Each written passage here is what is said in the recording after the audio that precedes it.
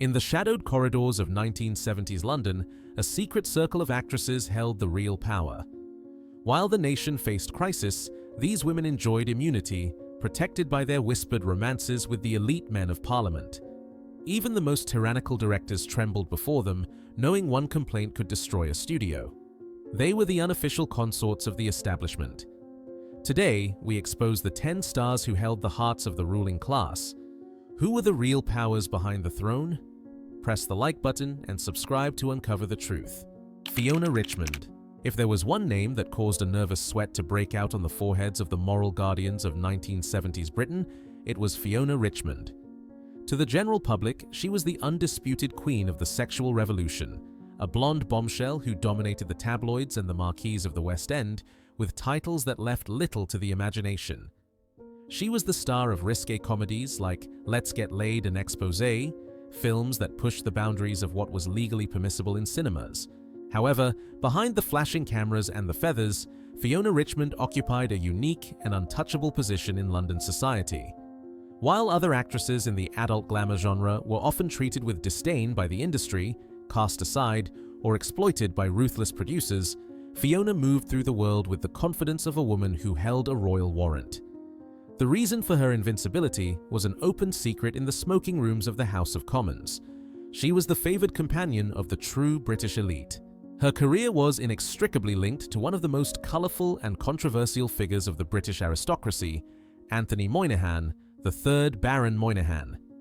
He was not merely a wealthy patron, he was a member of the House of Lords, a man with deep connections to the political machinery of the country. Their relationship was the stuff of legend. While the police were busy raiding Soho basements and arresting lesser-known performers for public indecency, Fiona was flying around the world on private jets, attending parties where cabinet ministers and judges loosened their ties. Directors on film sets quickly learned that Miss Richmond was not a woman to be trifled with. You did not shout at Fiona Richmond, and you certainly did not try to shortchange her. To cross her was to cross the establishment itself. There were stories of producers who, upon trying to pressure her into unwanted scenes, received quiet phone calls from men with very posh accents advising them to reconsider their approach if they wanted to continue working in the city. The power she wielded was absolute. In an era when the Vice Squad was cracking down on the permissive society, Fiona seemed to operate in a bubble of diplomatic immunity. She drove a jagged E-Type Jaguar, a gift that screamed wealth and connection, and her social circle included not just actors, but the men who wrote the laws of the land. It was rumored that her little black book contained the private telephone numbers of half the government. This proximity to power gave her a dangerous allure. She was not just a pin-up, she was a vault of secrets. The directors who hired her knew that she brought massive publicity, but they also knew she was unmanageable in the traditional sense. She could not be threatened with the blacklist because her safety net was woven from the peerage. During the 1970s, as the political landscape of Britain became increasingly unstable with strikes and scandals, Fiona remained a constant, glamorous fixture. She represented the hypocrisy of the era perfectly, a society that publicly condemned moral looseness while its leaders privately indulged in it with her. She was the physical embodiment of the party elite's hidden desires. When she eventually transitioned away from the hardcore glamour image, she did not fade into obscurity like so many of her contemporaries. She remained a celebrity, a woman who had seen the men of power with their defenses down and had survived to tell the tale, or perhaps more wisely, to keep their secrets. Her career stands as a testament to the fact that in the British film industry of the 70s, talent was helpful, but a powerful patron in the House of Lords was an invincible shield against the predatory nature of show business. She was the mistress of the scene, and for a decade, she ruled it completely. Mary Millington. In the chaotic and morally conflicting landscape of the United Kingdom during the late 1970s, Mary Millington was far more than just a film star. She was a national obsession. To the man on the street, she was the cheerful, uninhibited face of the new permissive society, the star of the record-breaking film Come Play With Me, which played in London cinemas uninterrupted for years. With her platinum blonde hair and an infectious smile that graced the covers of every magazine on the newsstand, she seemed to be the girl who had it all. However, beneath the glossy veneer of premieres and public adulation, Mary Millington was the keeper of the establishment's darkest secrets. She was not merely an actress, She was the central figure in a shadow world where the British government and the entertainment industry collided in the most illicit of ways. It was widely whispered in the corridors of power that Mary possessed a little blue book, a diary that contained the private telephone numbers and specific preferences of some of the most powerful men in the country, including cabinet ministers, judges, and high-ranking police officials. The power Mary wielded in the mid-70s was terrifying to those who understood the game she was playing. Directors and producers treated her with a level of caution reserved for royalty. This was not because she was difficult to work with. By all accounts, she was sweet and professional, but because she was protected. In an era when the Vice Squad was aggressively raiding production offices and shutting down adult cinemas, Mary's projects often operated with a mysterious immunity. There was a silent understanding on the film sets of Soho. You do not cross Mary Millington, because if you do, you are crossing the men who sign the laws. She was frequently seen in the company of the elite at exclusive parties in Mayfair, events where the security was tighter than at Downing Street. Witness accounts from the era describe scenes where the captains of British industry and political leaders vied for her attention, treating her not as a hired actress, but as the queen of their private court. However, being the favorite of the party elite was a double-edged sword. As the 1970s drew to a close, the political climate began to shift. The very men who had enjoyed her company and offered her protection began to view her as a liability. The threat of exposure, of the Blue Book becoming public knowledge, turned her former protectors into her persecutors. The directors who had once feared her influence now feared being associated with her impending downfall. The immunity she had enjoyed evaporated overnight. The police raids began to target her specifically, a campaign of harassment that many historians believe was orchestrated to silence her and seize the incriminating evidence she held against the ruling class. The psychological pressure placed on her was immense. She was a woman who knew too much in a world that demanded silence. The tragedy of Mary Millington is that she was ultimately consumed by the very power structure she had navigated so successfully. She found herself isolated, with her high society friends cutting all ties to save their own reputations. The phone calls from the private secretaries of ministers stopped coming, replaced by legal threats and tax investigations. She had been the ultimate status symbol for the powerful men of the 1970s, but when the tide turned, she was discarded with brutal efficiency. Her untimely passing in the year 1979, just weeks after the election of Margaret Thatcher, marked the end of an era. The coroner ruled it a tragedy of her own making, but the rumors persist to this day. Was she silenced? Did the Blue Book disappear into the vaults of the security services?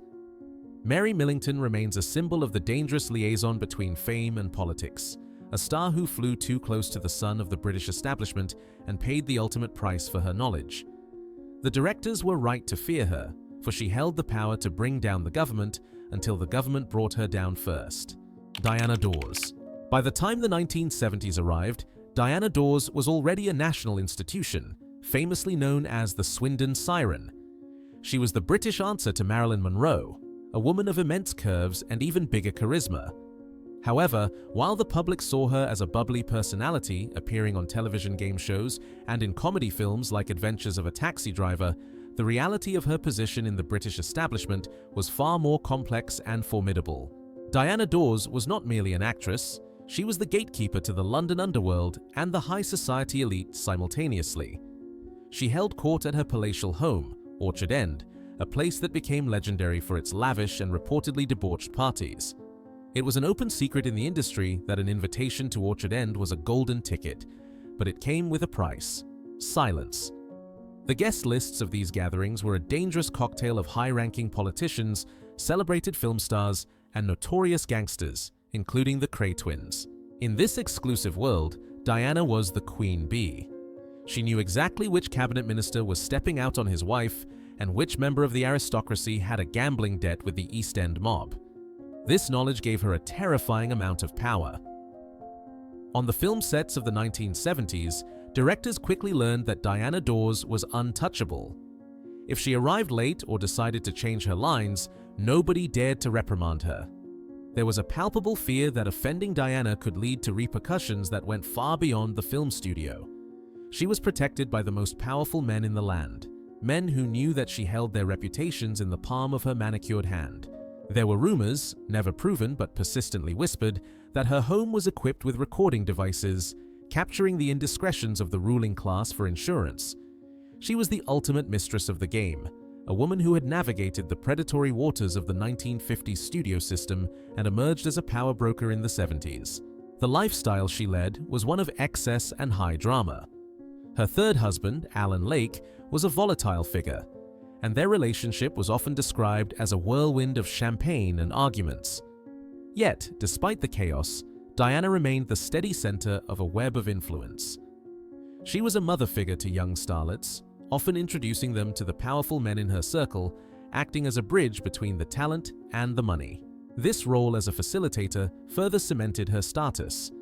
She was not just a participant in the decadence of the decade, she was its architect. The police, who were frequently investigating the circles she moved in, seemed to hit a wall of silence whenever they approached her. It was as if she had a diplomatic immunity granted by the very people who were running the country. Her ability to survive scandal after scandal was not luck, it was leverage. As the decade wore on and the carefree attitude of the 70s began to darken, Diana's hold on her secrets became the stuff of urban legend. She famously claimed to have hidden a fortune, leaving behind an encrypted code for her son after her death, a code that allegedly revealed not just the location of money, but the location of evidence. When she passed away in the year 1984, she took the vast majority of her secrets to the grave. The panic among the British elite was palpable. Many feared that her memoirs or her hidden stashes would expose the rot at the heart of the establishment. To this day, the full extent of her influence remains a mystery. Diana Dawes was the woman who knew too much, the actress who could look a prime minister in the eye and make him blink. She proved that in the game of power, a girl from Swindon could outmaneuver the Old Boys Club of Westminster, provided she kept the receipts. Christine Keeler. Though her name is forever etched into history by the Profumo affair of the early 1960s, Christine Keeler remained a haunting and dangerous presence in the British cultural landscape throughout the 1970s. While she was not a film star in the traditional sense of racking up credits on IMDb, her celebrity status was undeniable, and her influence over the film and media industry was toxic and terrifying. In the eyes of the British establishment, she was the woman who had brought down a government. The showgirl whose brief affair with the Secretary of State for War, John Profumo, had shattered the illusion of upper-class morality. By the 1970s, she was living in a strange limbo, a pariah to the polite society, but a figure of intense fascination for filmmakers and journalists. Every director and producer knew that telling her story was the ultimate forbidden fruit. To approach Christine Keeler was to invite the wrath of the entire British political machinery. In the 1970s, there were numerous attempts to capitalize on her notoriety, with film proposals and book deals floating around the offices of Soho. However, these projects faced a wall of silence and obstruction that was unprecedented. Directors who expressed interest in casting her or telling her truth found their funding mysteriously drying up or their phones tapped. Christine was the mistress who had not just slept with the party elite, she had destroyed them. The fear she inspired was not physical, but existential. She represented the total destruction of reputation. The men who were still in power in the 70s, many of whom had been junior ministers or colleagues of Profumo during the scandal, lived in constant anxiety that she had more to say. She was a walking, talking, unexploded bomb in London society. Despite being effectively blacklisted from respectable work, Christine maintained a profile that kept the establishment on edge. She was approached for interviews, photo shoots, and cameo appearances, each one scrutinized by legal teams representing powerful interests. Her existence was a constant reminder of the hypocrisy of the ruling class. When she did speak, or when rumors circulated that she was penning a new memoir, a collective shiver went down the spine of Westminster. The film industry, usually so eager to exploit scandal, kept her at arm's length not out of respect, but out of fear. They knew that giving Christine Keeler a platform was tantamount to declaring war on the government. She was the radioactive core of the British social scene. The tragedy of her life in the 70s was that she was unable to escape the shadow of her past. She was defined entirely by the men she had been involved with, unable to forge a new path as an actress or a model because the stigma was too great. She was the most famous woman in Britain who could not get a job. The public devoured stories about her, but the industry was too cowardly to employ her. She lived a life of notoriety without the wealth to cushion it, constantly looking over her shoulder.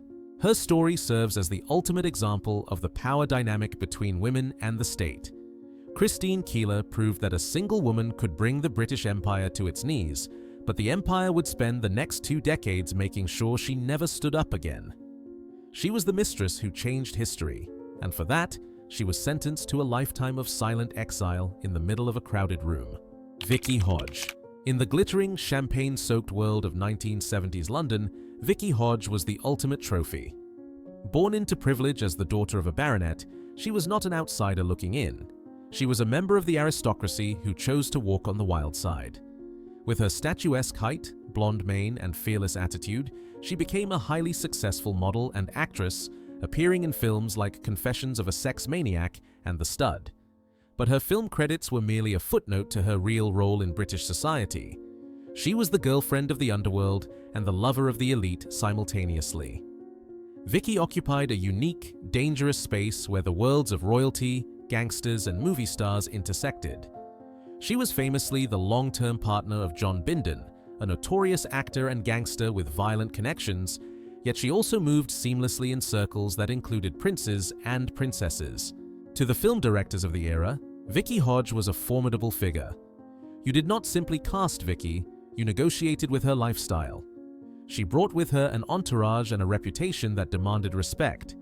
There was a genuine fear on set that upsetting Vicky could lead to trouble from her boyfriend's heavy-handed associates, or conversely, a stern word from her high society connections. She was untouchable because she straddled both sides of the law. She was present at the most exclusive parties in the Caribbean, rubbing shoulders with Princess Margaret, and the next day she would be in a gritty East End pub. This duality made her a figure of immense fascination and caution. She held the secrets of how the other half lived, and more importantly, how the other half sinned. Her influence peaked during the mid-70s when her social circle was the most exclusive in the world. She was a key witness to the excess of the era, living a life of open relationships and drug-fueled parties that would have destroyed the career of a lesser woman. But Vicky had the armor of her class. The tabloids loved her, but they also feared her. She was not a naive starlet who could be bullied by a press baron. She was a woman who knew where the bodies were buried, metaphorically and perhaps literally given her associations. The directors who worked with her knew that she was there for a good time, not a long time, and that her true allegiance was to the party, not the production. She was a free spirit who refused to be tamed by the conventions of the film industry or the aristocracy. As the decade ended, Vicky's lifestyle began to attract the wrong kind of attention. The connection between the criminal underworld and the royal circle became a source of major scandal, particularly involving her partner John Bindon and the royal family on the island of Mustique. Vicky was right at the center of this storm. Yet, unlike many who were crushed by such scandals, she survived. She eventually told her story in a tell-all book that sent shockwaves through the establishment, confirming what everyone had whispered for years, that she had been the conduit between the crown and the gutter. Vicky Hodge remains a symbol of the 1970s aristocratic rebel, a woman who proved that if you are born into the right family, you can date the bad boys, star in the risque films, and still terrify the directors who think they are in charge. She was the mistress of her own destiny, and nobody dared to tell her otherwise. Susan George. In the early 1970s, there was no actress in the British film industry who embodied the concept of the victim more convincingly than Susan George. Her performance in the controversial and brutal film Straw Dogs, released in the year 1971, cemented her image as the ultimate damsel in distress, a woman to be pursued and terrorized by men. To the audiences watching in the cinemas, she appeared vulnerable, fragile, and entirely at the mercy of the directors who cast her in these harrowing roles. However, the reality of her life away from the camera could not have been more different. Susan George was not a helpless starlet. She was a woman who walked the corridors of the highest power in the land. While she was screaming on screen, in her private life, she was whispering in the ears of royalty. It was widely known in the inner circles of the London elite that Susan George shared a close and intimate friendship with none other than Prince Charles, the future King of England. This royal connection gave Susan George an invisible armor that few other actresses possessed. In the 1970s, the British film industry was a notoriously boys' club where directors often treated young actresses with disdain or aggression. But with Susan, the dynamic was shifted. The producers knew that the woman standing on their set might be dining at Buckingham Palace or the royal estates that very evening. This proximity to the crown created a force field around her. A director who might have been tempted to bully a lesser-known actress would think twice before shouting at a woman who was potentially a future consort or, at the very least, a confidant of the heir to the throne. The fear was not of physical violence, but of social excommunication. To upset Susan George was to risk offending the very pinnacle of the British establishment. Her relationship with the prince was the subject of intense speculation and gossip in the private members' clubs of Mayfair. At a time when the royal family was expected to marry exclusively within the aristocracy, the idea of the future king dating a film star, especially one famous for such controversial and adult roles, was scandalous. Yet, it also made Susan the most fascinating woman in London. She navigated this high-wire act with incredible poise. She never sold her story to the tabloids, never betrayed the confidence of her royal connections, and maintained a dignified silence that only added to her allure. This discretion was the currency of the elite. It proved she belonged in their world, regardless of her profession. She was the mistress of the scene, a woman who could hold her own with Hollywood titans and British princes alike. However, this high-profile association came with its own set of cages. The industry struggled to see past the glamour and the gossip. Susan was a talented actress and a producer in her own right, capable of far more than the terrorized roles she was often given. Yet, the shadow of her social status sometimes eclipsed her professional achievements. Directors were eager to cast the prince's girlfriend for the publicity, but they were often hesitant to give her gritty, unglamorous roles that might tarnish the royal association. She was trapped between two worlds. Too famous and connected to be a working character actress, but too controversial for the stiff upper lip of the royal court. The pressure of living in the public eye, constantly scrutinized for a wedding ring that would never appear, was immense. By the end of the decade, as the prince moved on to other relationships and eventually marriage, Susan George continued her career. But the golden era of her untouchable status had shifted. She transitioned into producing, taking control of her own destiny rather than relying on the patronage of powerful men. Her story in the 1970s remains a fascinating study of power dynamics. She proved that in a class-obsessed society like Britain, who you knew was often more important than what you did. For a few years, the girl from Straw Dogs held the heart of the establishment, and the film industry bowed down not to her talent, but to the invisible crown that hovered over her head. She was the star who made the directors nervous, simply by knowing the right people in the highest of places. Rula Lenska. When you think of the 1970s in Britain, you think of a very specific kind of exotic glamour, and Rula Lenska was the poster girl for it. Born as a Polish countess, Countess Rosa Maria Leopoldina Lubienska, she had aristocracy in her blood before she ever stepped foot on a film set. With her fiery red hair and a voice that purred with sophistication, she was instantly recognizable. In the year 1976, she became a household name not just for her acting roles in shows like Rock Follies, but for a series of hairspray commercials that aired in the United States, where she famously declared, "I'm Rula Lenska." This phrase became a cultural phenomenon, but back in London, her name carried a different kind of weight. Rula was not just a celebrity, she was a fixture of the high society party circuit, a woman who moved seamlessly between the world of rock and roll and the old money establishment. Her power in the 1970s stemmed from her sheer force of personality and her impeccable connections. She was part of the Chelsea set, a group of bohemians, aristocrats, and stars who dictated the trends of the decade. Directors and producers found Rula intimidating, not because she was difficult, but because she was formidable. She was an educated, titled woman who could not be dazzled by the fake glitz of the movie business. She knew her worth, and she demanded to be treated with the respect due to her station. While other actresses were desperate for approval, Rula exuded an air of detachment, as if she was doing the industry a favor by participating.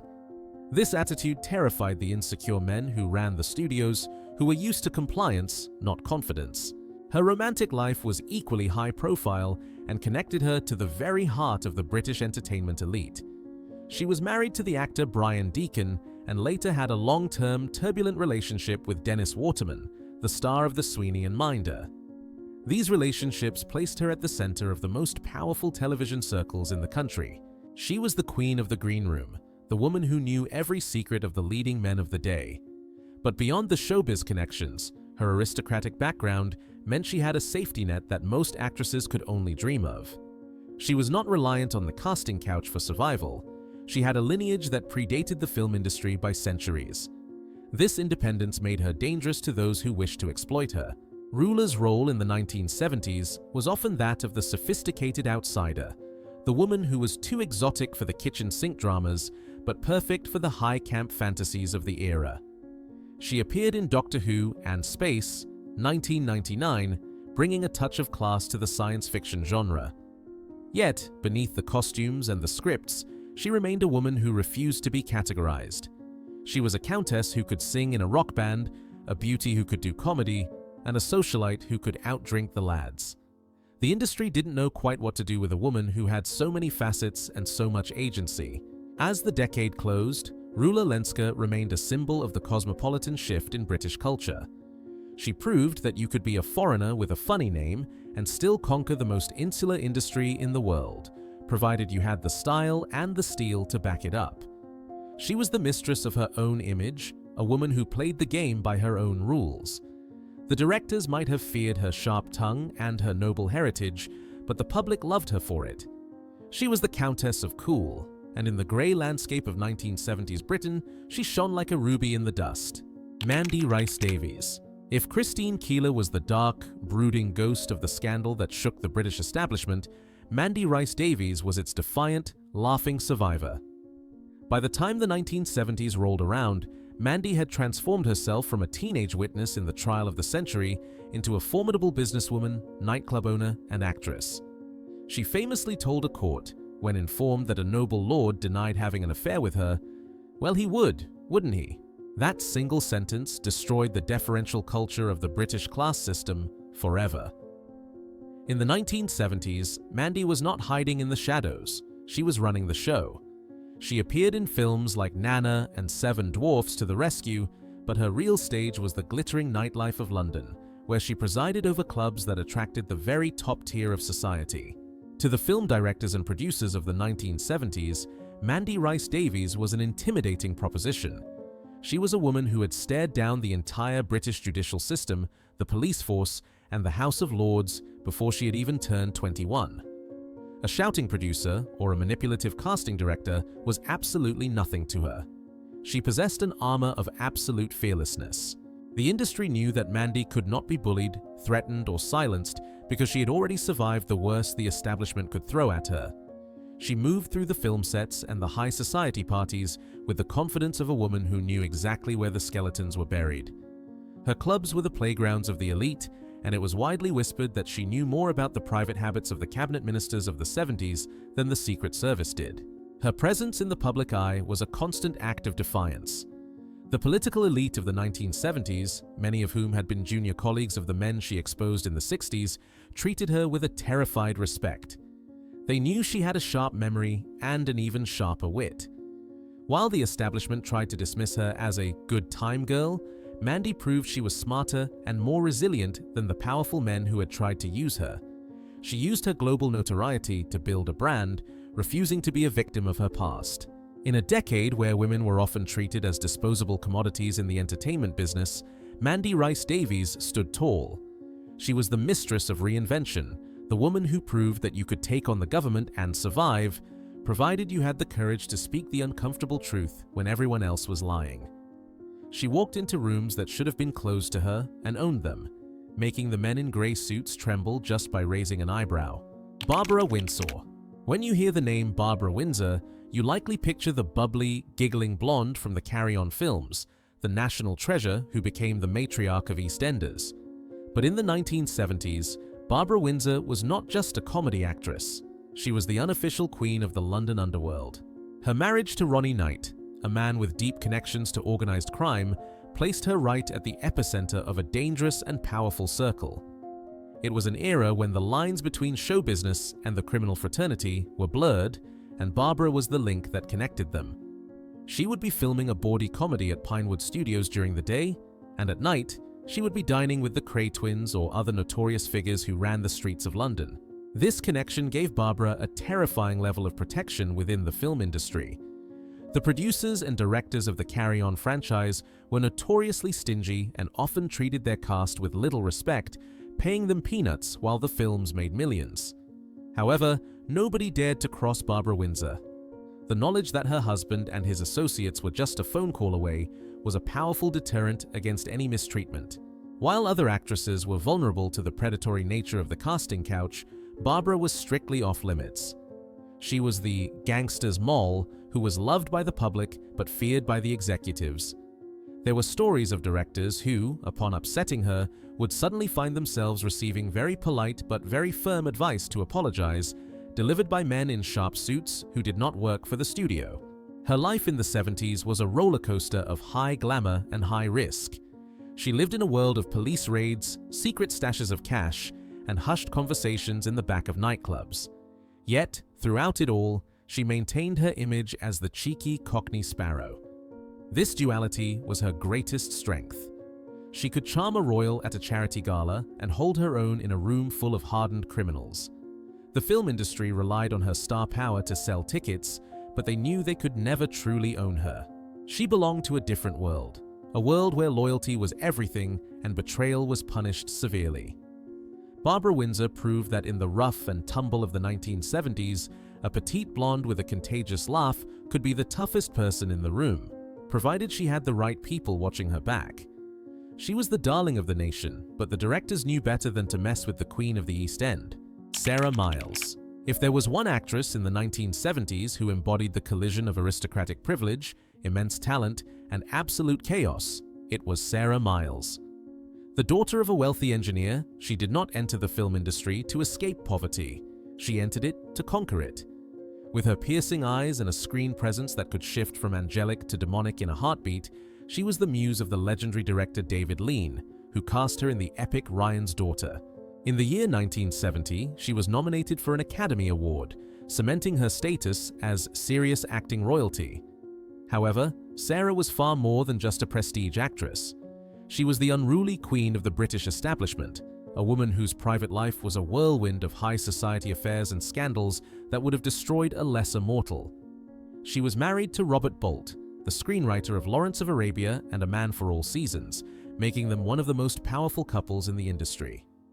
This union gave her a level of protection that was virtually impenetrable. She was connected to the very ink that wrote the scripts of cinema history. But it was her reputation for being difficult and her dangerous liaisons that made directors tremble. Sarah Miles was not a woman who followed orders.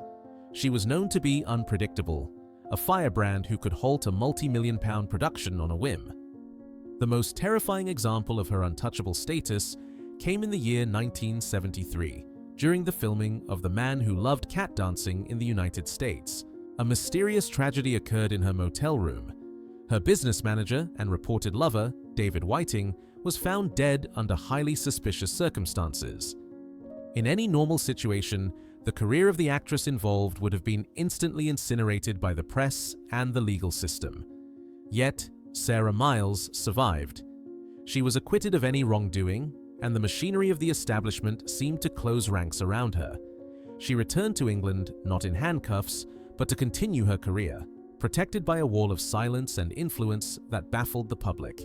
To the directors of the 1970s, Sarah Miles was a force of nature that could not be tamed. Working with her was like trying to direct a hurricane. They knew that she had the ear of the most powerful men in the arts and society. She moved in circles where cabinet ministers and royalty were casual dinner guests. Her affairs were legendary, yet she never faced the slut-shaming that destroyed the careers of working-class actresses. She possessed the unique immunity of the upper class. Her eccentricities were celebrated, while others were condemned. She was the mistress of her own chaotic universe, a woman who could stare down a murder inquiry and a box office flop with the same aristocratic disdain. As the decade faded, Sarah Miles gradually stepped back from the intensity of Hollywood stardom, retreating into her own spiritual and often bizarre world. But her legacy in the 1970s remains a stark lesson in power. She proved that if you had the right accent, the right husband, and the right connections, you could survive absolutely anything. The industry feared her not just because she was a brilliant actress, but because she was a woman who lived entirely without consequences. She was the wildest flower in the English garden, beautiful to look at, but dangerous to touch, protected by the thorns of the British elite.